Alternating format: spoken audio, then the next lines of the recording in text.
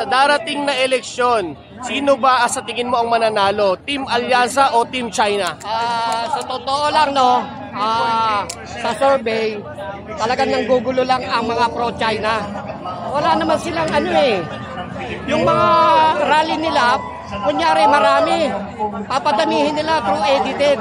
Pero ang makikita mo dito sa Alyansa, nakita mo kung saan lugar yan nanggaling. Makikita mo yung pagsuporta, voluntaryo talaga. May mga nanggaling kung saan lungsod. Makati, Novaliches. Ako, from Novaliches pa ako. Talagang pinunta ko dito dahil sa pagsuporta kay Senator Abalos at sa mga kasama niya sa Alyansa. Ayan po ang aming hangarin na puro pro-Philippines ang gusto naming makapasok na senatorial.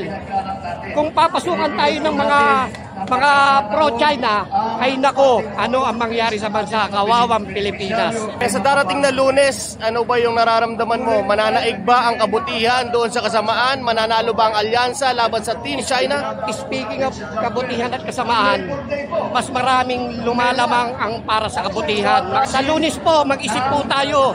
Pro-Philippines po tayo. Maraming salamat po. Abalos, #1!